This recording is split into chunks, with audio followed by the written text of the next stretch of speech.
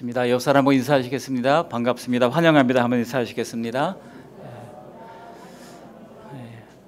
명절 잘 지내시고 이렇게 오셔서 함께 예배하게 된 것을 감사합니다. 하나님께서 우리와 함께 하셨기에 오늘 우리가 여기까지 인도받고 오게 된 것을 너무나 감사합니다. 이러한 에베네셀의 하나님을 감사를 드립니다. 지금 우리는 코로나로 말미암아 누구나 예외 없이 어려움을 겪고 있습니다. 대기업은 대기업대로 투자할 곳을 찾지 못하고 있고, 또 중소기업은 중소기업대로 자금 융통이 어려워서 힘들고, 또 소상공인들은 이루 말할 수 없이 어렵습니다. 학교 현장에서 선생님들은 비대면 수업 준비하느라고 어렵고, 학생들은 학생들대로 적응하기가 어렵습니다. 또 크든 작든 교회에도 보면 어려움을 많이 겪고 있는 것을 볼 수가 있습니다. 또 청년들의 취업의 문은 아예 닫힌 수준입니다. 제가 아침에 이 MBC 라디오 그를 듣고 있는데요, 여성시대 참 그 내용이 좋아서 제가 아침 시간에 그것을 CBS에서 이렇게 좀 옮겨서 듣고 있습니다. 그런데 어느 날 라디오를 듣는데 어떤 대졸 여성이, 50대 중반의 여성이 자존심 다 내려놓고 은행 청소부에 응시를 했다고 합니다. 그런데 최종 경쟁자가 해외 유학을 한 실력파라서 가슴이 떨린다는 내용입니다.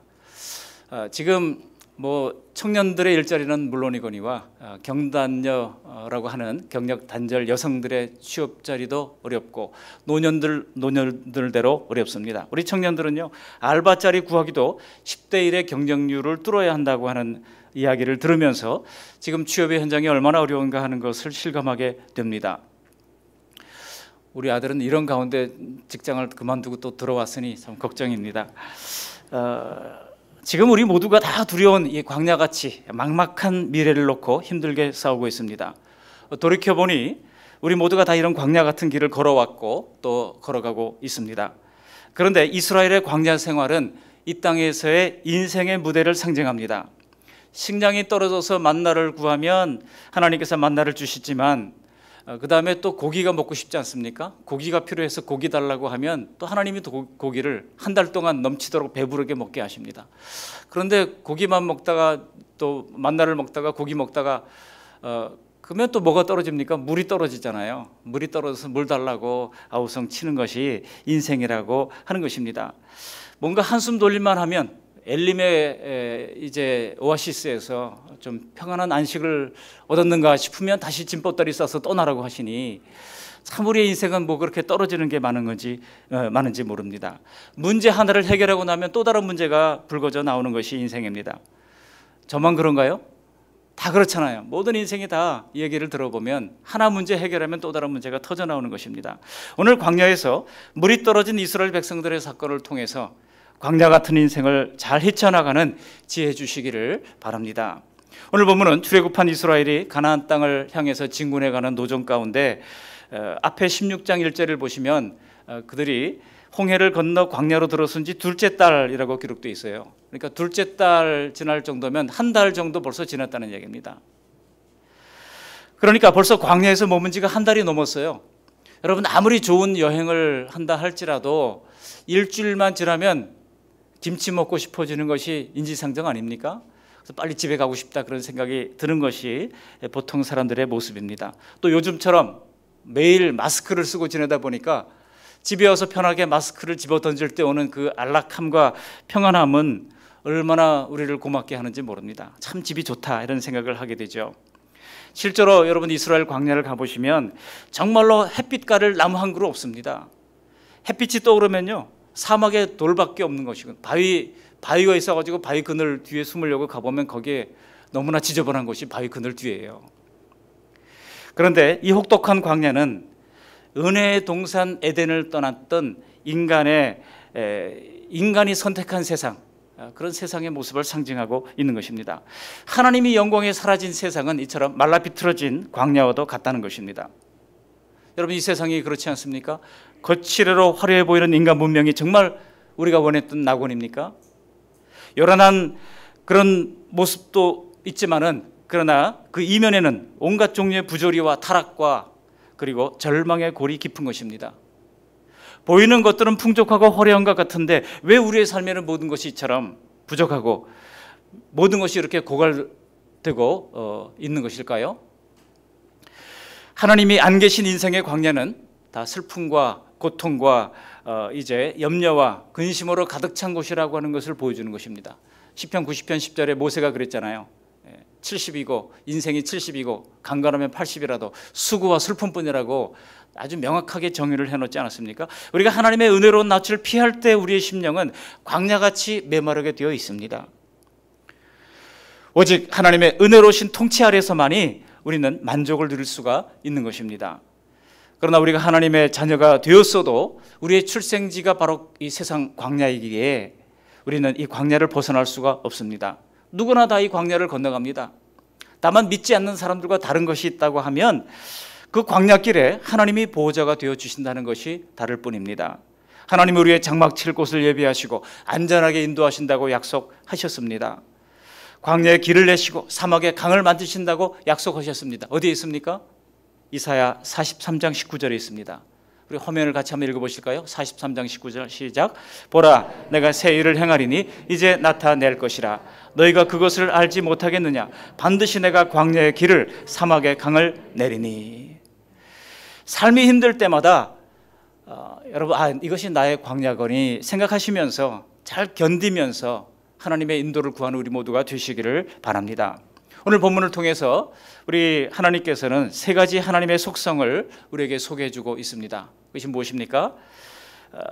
같이 한번 읽어보실까요? 첫 번째, 계획된 고갈로 이끄시는 하나님, 인간의 죄성을 드러내시는 하나님, 완전한 해법을 제시하시는 하나님. 3343 이렇게 맞추려고 그러다가 잘 안 돼서 3343, 3353 이렇게 됐습니다만, 계획된 고갈로 이끄시는 하나님, 첫 번째로 생각해 보도록 하겠습니다. 오늘 본문은 엘림의 오아시스를 떠나서 시내산을 향해 가는 도중에 일어난 일입니다. 이 시내산은 성경에 호렙산으로도 되어 있습니다. 호렙산, 시내산이 같은 것으로 성경학자들은 지금까지 그렇게 이제 모두가 다 동의하고 있습니다. 근데 그 중간에 르비딤이라고 하는 곳에 진을 치게 하십니다. 근데 거기에 진을 치고 이제 제일 먼저 했던 일이 뭐겠습니까? 이스라엘 백성들이 진을 치자마자 했던 일은 물이 어디 있는지를 찾는 것입니다. 그래야 200만 명이 먹고 또 함께 데리고 나오는 많은 가축들도 먹일 수가 있기 때문이겠죠.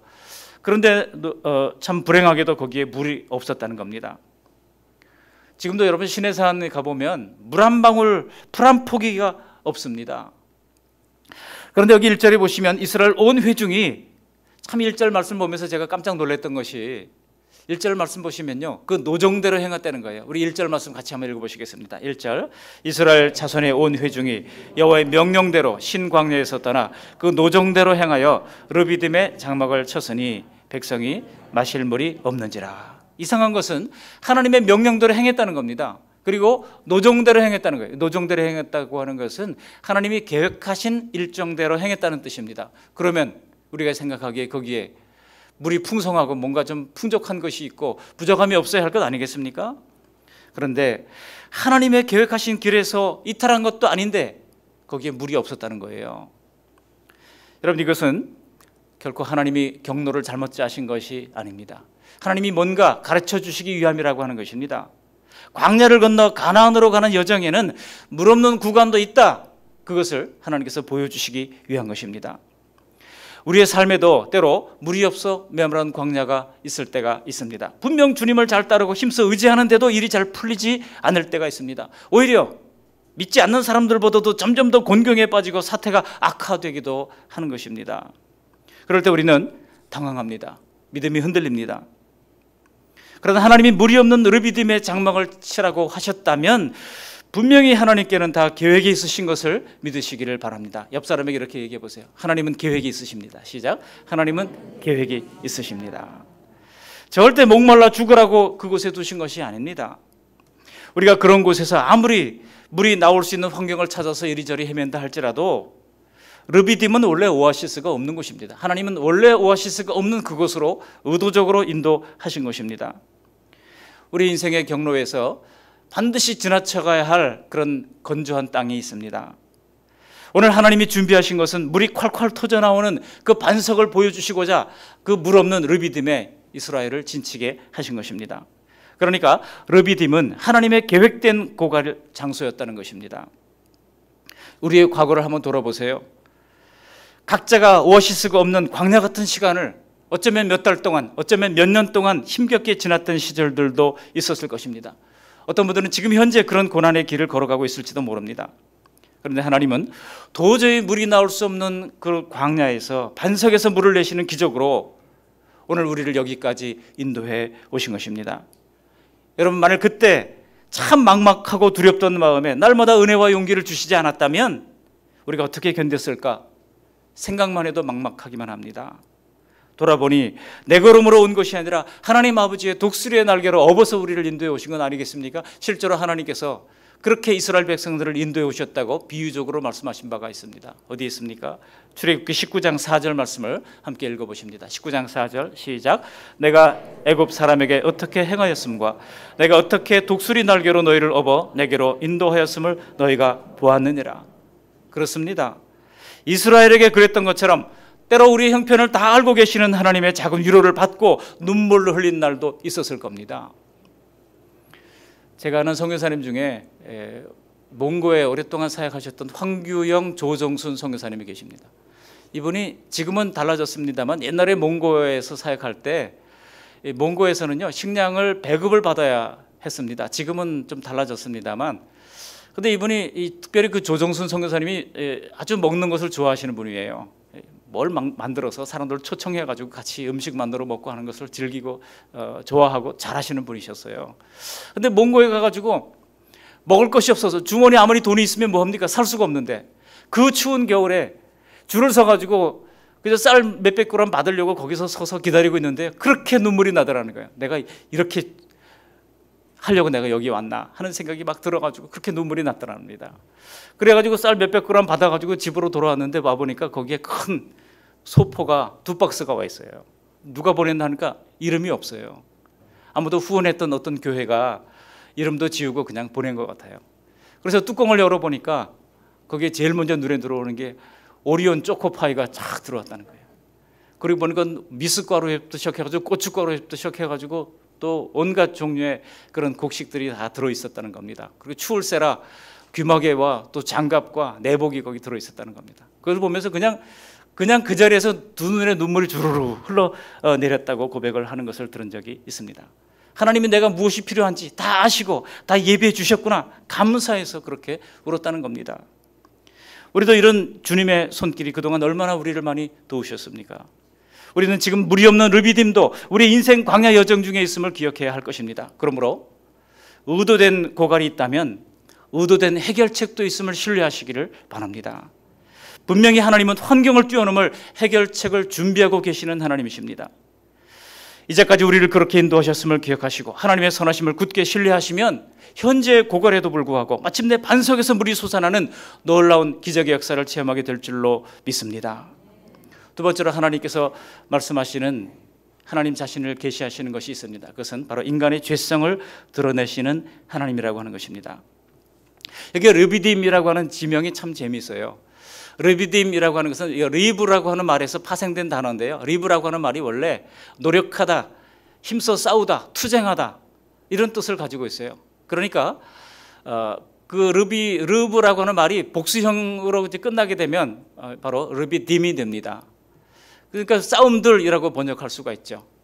원래는 마사라고 하는 지명이었을지 몰라요. 근데 마사라고 하는 뜻도 시험하다라고 하는 뜻을 가지고 있어요. 근데 하나님을 시험하지 않았습니까? 그 지명이 원래 있던 곳이 아니라 하나님이 여기 이제 머물자 그러니까 이 지역을 어떻게 부를까 하다가 거기 하나님을 시험하고 막 싸웠거든요. 그러니까 싸움도 그냥 싸움이 아니에요. 어떤 싸움입니까? 의도적으로 아주 애써서 싸우는 싸움입니다. 이스라엘 백성들이 지금 모세와 더불어서 이런 아주 강력한 싸움을 싸웠던 장소가 바로 르비딤이 되어버린 것입니다. 그런데 여러분 이 르비딤에서 하나님께서는 바로 인간의 죄성을 드러나게 하십니다. 여러분 우리 죄성이 어디서 드러나는지 아십니까? 풍요의 현장에서는 죄성이 잘 드러나지 않아요. 근데 항상 부족의 현상, 고갈의 현장에서는 우리 죄성이 다 드러납니다.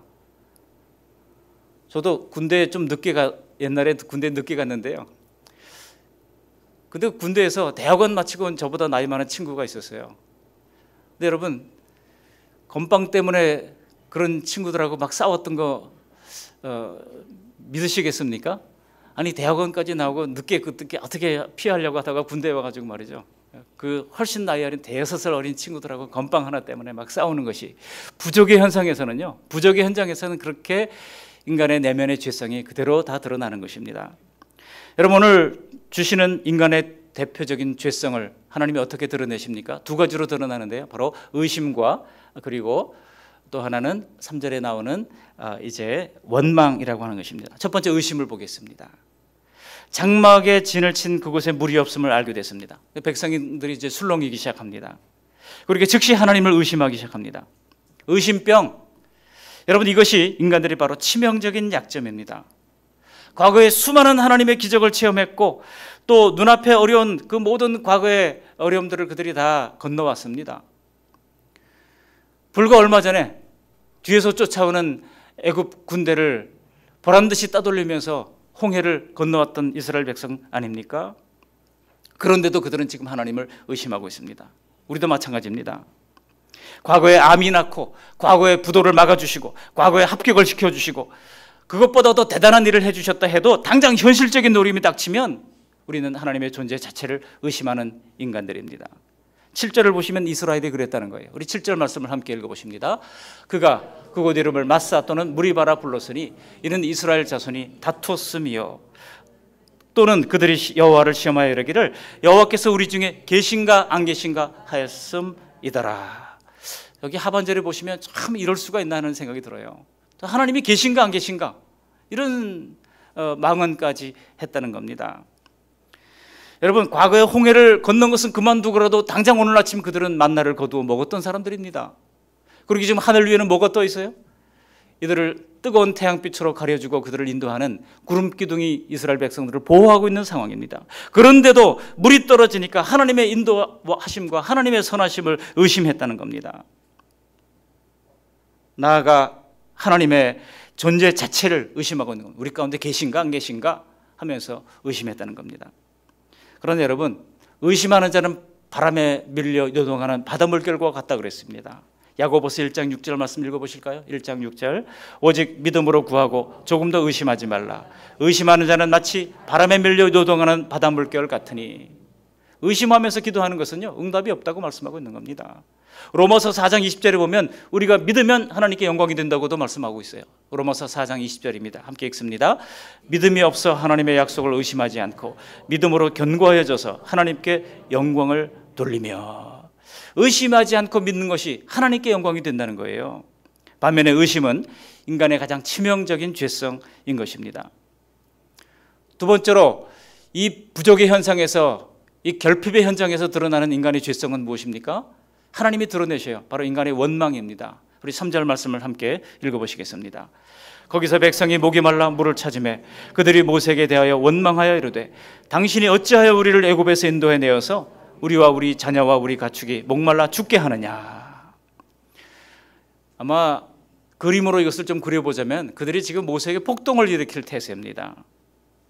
여러분, 인간의 죄성은 항상 자기에게 유리한 쪽으로 사실을 왜곡시키는 경향이 있습니다. 지금 이스라엘 백성들이 마찬가지로 그랬다는 거예요. 모세에게 당신이 어찌하여 우리를 애굽에서 인도해냈냐고 지금 불평을 하고 있습니다. 불과 몇 달 전에만 하더라도 그들은 애굽에서 부르짖으면서 탄식하면서 우리를 좀 건져달라고 구했던 사람들입니다.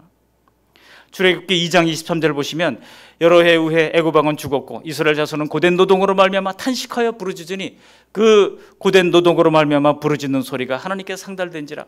다 탄식하며 부르짖었다고 했어요. 그런데 지금은 어찌하여 애굽에서 우리를 인도해냈냐고 불평하고 있는 겁니다. 이거를 두 단어로 뭐라고 그러는지 아십니까? 망언이라고 합니다. 망언. 이런 망언이 어디 있습니까? 여러분, 우리가 아무리 힘들어도 금도가 있습니다. 아무리 힘들어도 부모에게 왜 나를 낳으셨나요? 이런 말을 해서는 안 됩니다. 어려울 때 우리를 도와주고 함께 짐을 졌던 사람들을 저버리지 마시기 바랍니다. 평생을 함께 가정을 일구고 나와 함께 힘든 고비를 넘어왔던 가족들을 절대로 소홀히 대하지 마시기 바랍니다. 르비딤의 위기에서 이스라엘은 출애굽에 막중한 짐을 지고 인도했던 모세를 배신합니다. 그리고 하나님을 불신합니다. 우리는 어떻습니까? 힘든 상황에 지치고 기도응답에 실망하면 거기서 옛사람의 본성이 터져 나오는 거예요. 그 본성이 뭡니까? 원망이라고 하는 것입니다. 그러나 이스라엘 백성들이 어려움을 당할 때마다 불만을 품고 불신했던 내면에는 제가 그 내면의 원인을 찾았어요. 그게 뭡니까? 바로 하나님의 속죄에 대한 감사가 근본적으로 없었기 때문입니다. 하나님의 어토먼트, 이 하나님의 속죄에 대한 감사가 없었어요. 우리도 마찬가지입니다. 구원받기 이전의 사람들의 공통적인 특징이 있어요. 그것이 무엇입니까?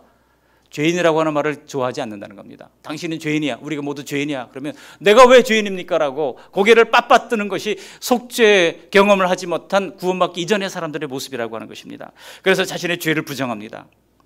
그리고 오히려 너가 죄인이다라고 하면 그 죄 지을 환경을 만드신 하나님께 그 모든 죄를 전가하는 경향이 있습니다. 그러나 성령으로 거듭난 사람들은 자신이 죄인이라고 하는 것을 확실하게 자각합니다. 그래서 십자가의 속죄와 구원에 대한 진실한 감사가 있는 것입니다. 우리에게 구속의 은혜에 대한 자각이 없다고 한다면 우리는 불평할 수밖에 없고 원망할 수밖에 없는 것입니다. 그러나 하나님의 구속의 은혜에 대한 그런 깊은 이해가 있다고 한다면 우리는 여러 가지 환경으로 인한 시련이 올 때에도 근본적으로 하나님을 불신하거나 하나님을 대항하는 일은 절대로 하지 못하는 것입니다. 우리 역시 영원한 죄의 종으로 살다가 죽어서 심판을 받아, 칼빈 선생님이 그랬잖아요. 전적 부패라고 그랬잖아요. 인간의 모습이 전적 부패, total depravity라고 그랬어요. 전적 부패의 상황, 그 전적 부패로 말미암아 하나님의 진노의 대상이 되어버린 이 비참한 존재였다고 하는 것입니다. 그런데 내가 어떻게 하나님의 은혜로 부름을 받고 구원을 받았는지 여러분 그 사실을 생각하면 감사밖에 터져나올 것이 없는 것입니다. 그런데 우리가 예수님의 십자가에서 내 죄를 청산해 주셨다고 하는 이 구원의 은혜를 우리가 기억한다고 하면 작은 일에도 감사할 수밖에 없어요. 그것을 알지 못한다면 작은 일에도 불평할 수밖에 없는 것입니다. 그러므로 우리는 자발적으로 하나님을 거역했던 죄인이었다고 하는 사실을, 진노의 대상이었다고 하는 사실을 날마다 잊지 말아야 합니다. 에베소서 2장 10절에서 말씀하고 있잖아요. 허물과 죄로 죽었던 우리라고 말씀하고 있잖아요. 허물과 죄로 죽었던 우리를 살리셨도다. 그런데 이스라엘 백성들은 애굽의 종살이가 자신들의 죄로 인했다고 하는 것을 자각하지 못했다는 거예요. 그러다 보니 애굽으로 내려간 것 자체가 하나님께서 그렇게 가나안 땅에 기근을 주셔서 우리가 내려갈 수밖에 없지 않았느냐고 불평한다고 하는 겁니다. 겉으로 보면 그럴 법도 해요. 가나안 땅에 지금 큰 기근이 일어났잖아요. 그래서 애굽으로 내려가지 않습니까? 야곱과 70명의 가족들이 내려가죠. 그리고 다행히 11번째 아들인 요셉이 애굽의 총리가 되어 있었기 때문에 그저 목축이 풀이 잘 자라는 이 나일강 삼각주 근처에서 좀 평안한 생활을 하게 됩니다. 근데 문제가 생겼어요. 이스라엘 백성들이 요셉을 알지 못하는 이런 그 새로운 왕이 이제 나오게 됩니다. 그러니까 이 사람들이 이스라엘 사람들을 배척하기 시작합니다. 그렇게 자꾸 번성하니까 두려움을 느껴가지고 아예 이들에게 이제 노동을 하면서 시급을 주지 않는, 한마디로 노예로 이들을 삼아버린 거예요. 나가지도 못하게, 오도 가지 못하게 막아놓고 이들에게 엄청난 노동을 가하면서 이들이 번성을 막도록 했던 겁니다. 여러분, 야곱의 가족들이 과거 하나님이 아브라함에게 약속했던 복된 땅 가나안을 떠난 것이 누구 책임입니까? 기근을 주신 하나님 책임일까요? 어디 하나님 책임입니까? 어떻습니까? 하나님 책임 같아요? 왜 하필이면 기근을 주셔가지고 애굽에 가게 하셨습니까? 여러분, 결코 그렇지 않습니다. 이스라엘 백성들은 그런 피해의식 속에 사로잡혀 있었을지 몰라요. 그래서 번번이 고마움을 모르고 뻔뻔하게 자기 주장을 했던 겁니다. 그러나 여러분, 이스라엘은 분명히 자신의 죄로 말미암아 애굽으로 쫓겨가게 된 신세가 된 것입니다. 앞서 가나안 땅에 수많은 생명이 죽어가나가는 7년의 대가뭄을 주신 이유가 바로 무엇입니까? 바로 이스라엘의 죄 때문이라고 하는 것입니다. 여러분, 구약시대 이 3대 사건은요, 하나님의 죄로 인한 진노를 상징했습니다. 3대 사건이 뭐예요? 바로 전쟁과 전염병과 기근, 이 세 가지입니다. 하나님의 백성으로 선택받은 야곱의 가족들이 가나안의 부족들보다 더 의로웠습니까?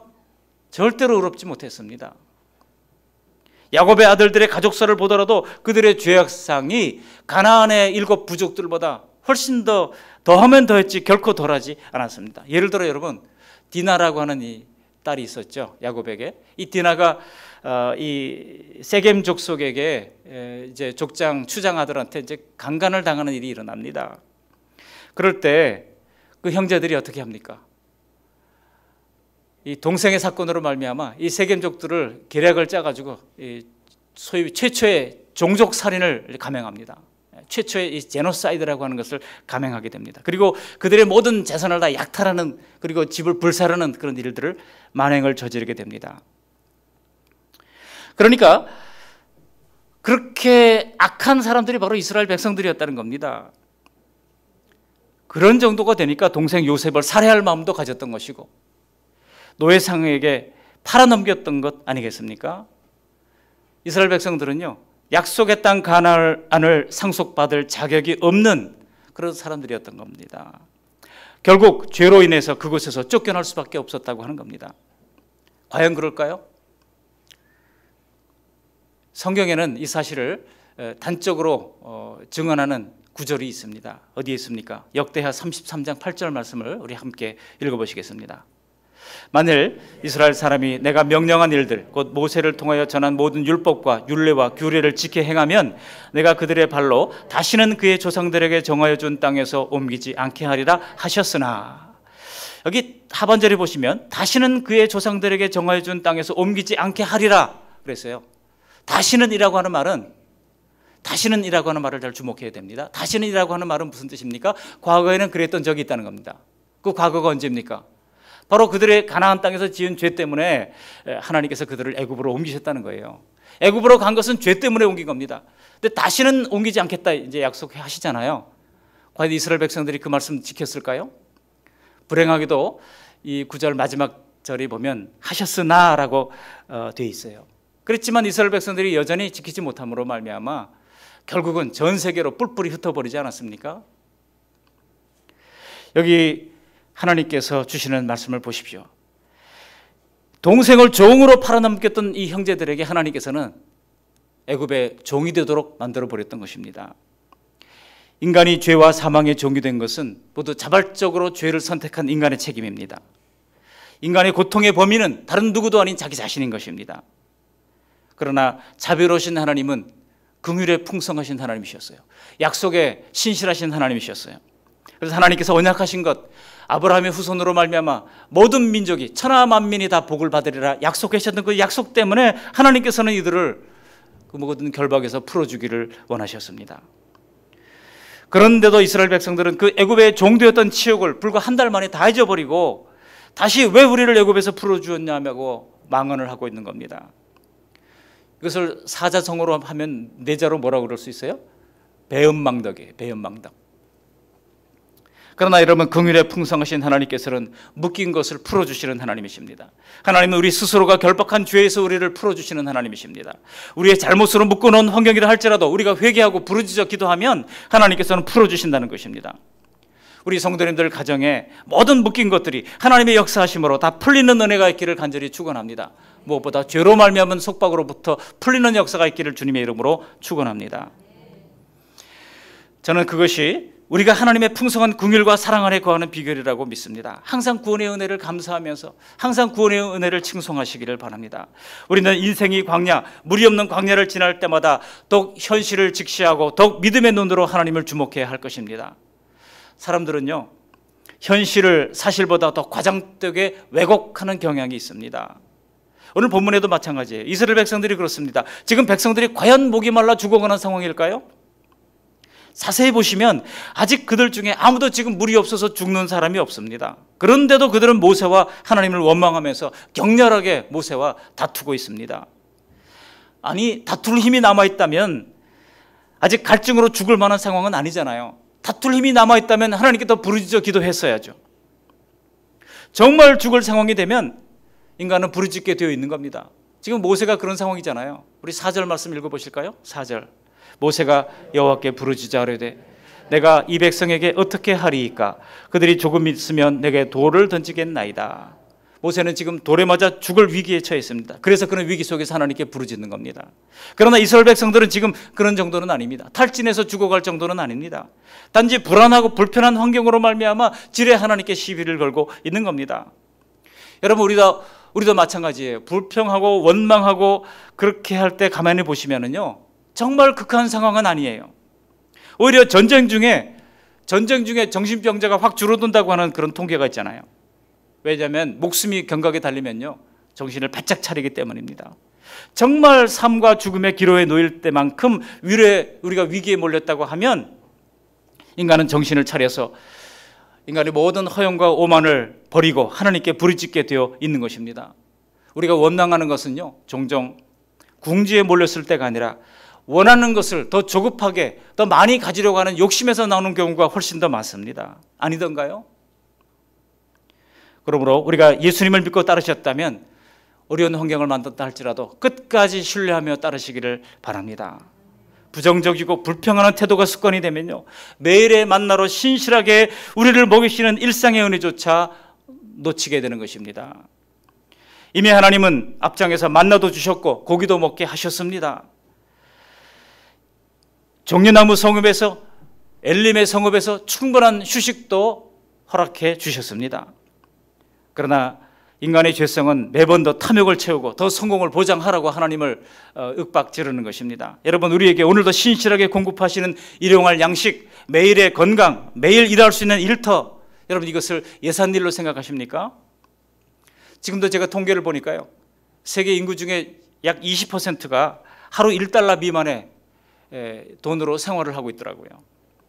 제가 인도네시아에 한번 갔었을 때 거기 이 선교사님들이 이제 불안하니까 안전가옥에 삽니다. 안전가옥이라고 하는 것은 좀 비교적 괜찮은 그런 집들이죠. 그리고 집들이 모여 있는데 그 밖에 입구 들어올 때 거기에 이제 경비원이 있습니다. 경비원이 도둑놈이 없나 이렇게 잘 살피는 거죠. 그런데도 개인 보통 그 테라스 하우스 주택이에요. 그런데도 신발을 전부 다 방 안에 들어놓는 거예요. 방 안에.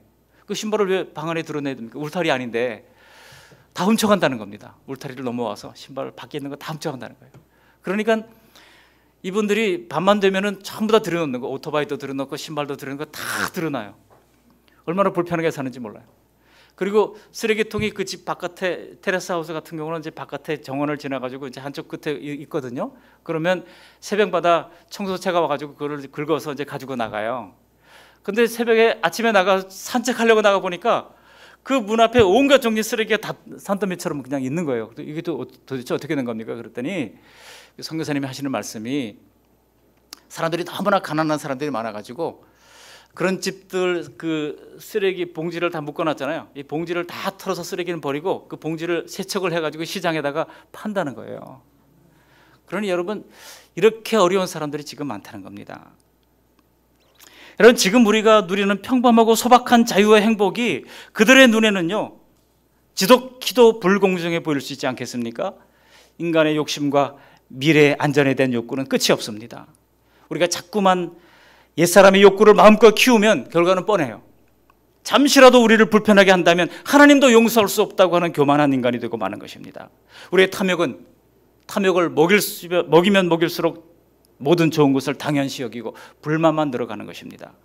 그래서 땅에 있는 지체를 죽이라고 말씀하는 것입니다. 골로새서 3장 5절이죠. 우리 같이 읽어보실까요? 그러므로 땅에 있는 지체를 죽이라. 하나님이 부족의 환경에서 드러내시는 인간의 대표적인 죄성은 바로 의심과 원망이라고 하는 것입니다. 세 번째로 하나님의 모습은 어떤 하나님이십니까? 함께 읽어보실까요? 완전한 해법을 제시하시는 하나님이십니다. 우리 하나님은요, 이처럼 복받을 구속이라고 하는 전혀 없는 이스라엘의 죄인들을 복된 땅으로 이끌고 싶어 하십니다. 하나님의 입장은 정말 이들을 도대체 어떻게 이끌어갈 것인가 난처해 보입니다. 변하지 않는 끈질긴 죄의 본성, 하나님께 대한 이 반역, 이런 이들의 미련한 모습은 죽기까지 바뀌지 않았습니다. 결국 광야 1세대들은 어땠습니까? 출애굽 1세대들은 전부 다 광야에서 죽고 말지 않았습니까? 이렇게 복을 받을 자격도 없는 백성들, 늘 불평과 원망으로 점철되어 있는 전적으로 부패한 인간의 죄성을 어찌하시겠습니까? 우리 하나님의 고민이 여기서 드러나는 겁니다.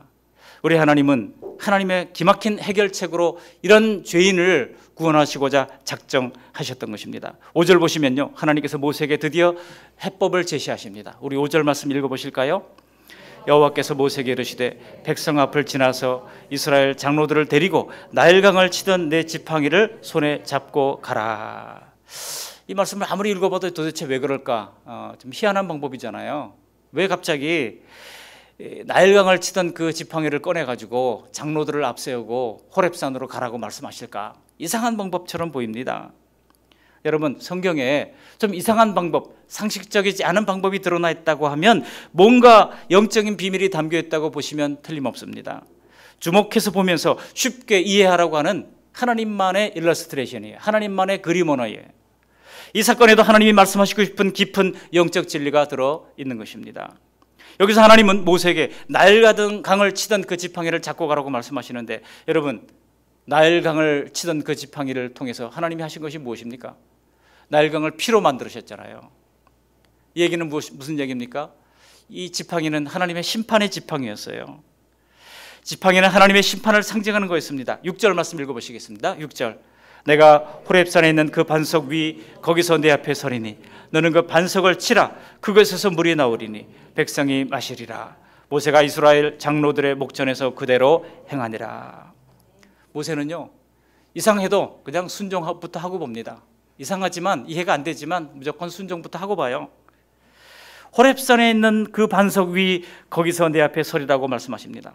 여기서 제가 참 원어를 좀 대조를 해보다가 깜짝 놀랐던 것이 서린이라고 하는 단어예요. 이 서린이, 반석 위에 하나님이 서신다고 말씀하고 있지 않습니까? 이 서린이라고 하는 단어가 아마드라고 하는 히브리어 단어인데요, 사전을 찾아보니까 제가 깜짝 놀랐어요.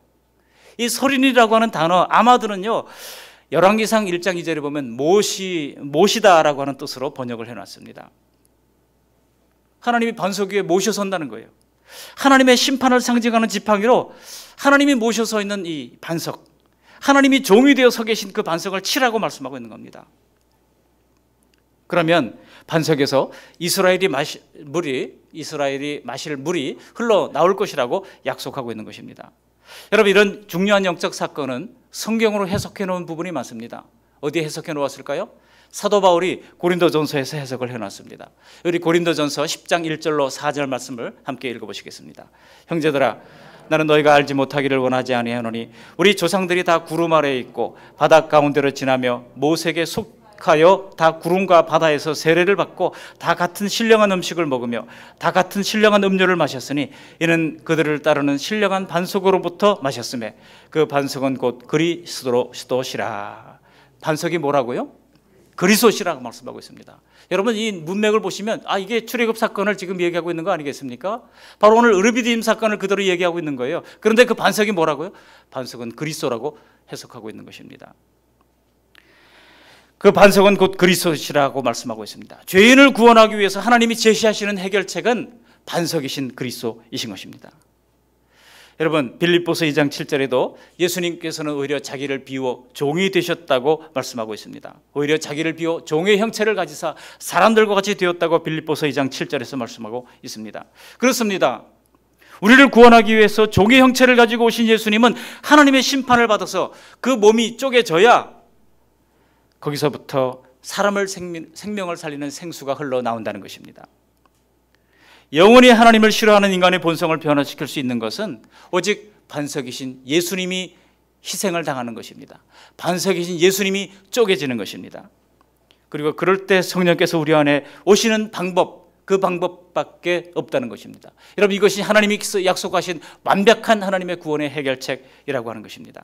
실제로 우리 예수님께서 이것을 이제 자증해 주셨습니다. 요한복음 7장 37절로 39절 보면 이렇게 말씀하십니다. 같이 읽어보실까요?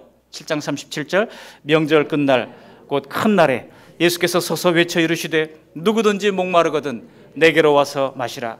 나를 믿는 자는 성경의 이름과 같이 그 배에서 생수의 강이 흘러나오리라 하시니 이는 그를 믿는 자들이 받을 성령을 가리켜 말씀하신 것이라. 성령을 가리켜 말씀하신 것이라. 생수가 뭐라고요? 성령입니다. 반석은 뭐라고요? 그리스도입니다. 반석이신 그리스도로부터 성령이 난다고 말씀하고 있는 겁니다.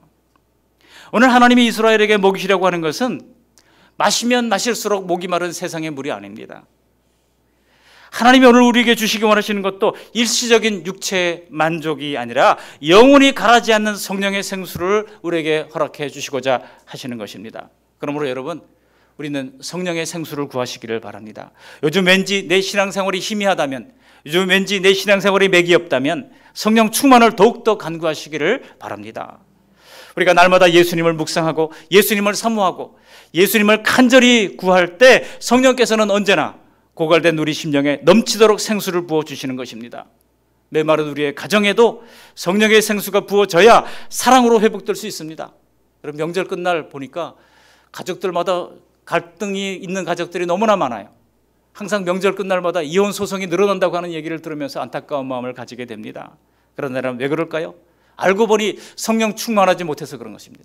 성령의 생수가 내 가운데 임하면 다 불쌍히 여기는 거예요. 남편도 불쌍히 여겨지고 아내도 불쌍히 보이고 애들도 참 고생한다, 애쓴다, 우리 노년의 부모님들도 참 힘들다, 그렇게 불쌍히 여기면서 측은히 여기게 되고 사랑으로 감싸 안게 되는 것입니다.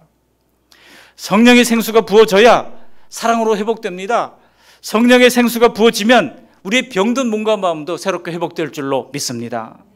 말씀을 정리합니다. 오늘 하나님은 광야에서 하나님의 속성을 보여주십니다. 세 가지 속성을 말씀드렸습니다. 계획된 고갈로 이끄십니다. 계획된 고갈로 이끄셨다면 계획된 풍성함도 허락해 주십니다. 인간의 죄성을 드러내십니다. 특별히 의심과 원망의 죄성을 드러내십니다. 이로써 인간이 죄인됨을 깨닫게 합니다. 물론 우리는 이런 의심과 원망이 인간의 탐욕으로부터 나오는 것임을 잊지 말아야 합니다. 이것이 습관이 되지 않도록 날마다 자신을 조심하시기 바랍니다. 그러면서 완전한 해결책을 허락해 주시는데 그것은 바로 반석이신 그리스도와 그 그리스도가 십자가에 달려 쪼개질 때 허락해 주시는 성령의 생수인 것입니다. 부디 우리의 삶에서 반석이신 예수님을 더욱 주목하시고 생수 되시는 성령님의 인도를 잘 따르시기를 바랍니다. 그리하여 우리 속에 모든 환경이 광야 같을지라도 날마다 생수의 강 같은 성령의 은혜가 충만히 임하시기를 주님의 이름으로 축복합니다. 마지막 시편 105편 41절을 함께 읽으면서 말씀을 마치겠습니다. 105편 41절. 반석을 여신즉 물이 흘러나와 마른 땅에 강같이 흘렀으니 아멘. 고마우신 하나님 아버지 감사합니다. 오늘 반석에서 물이 나오리니 라고 하는 말씀을 통해서 하나님이 광야에서 제시해 주신 하나님의 속성 세 가지를 보았습니다.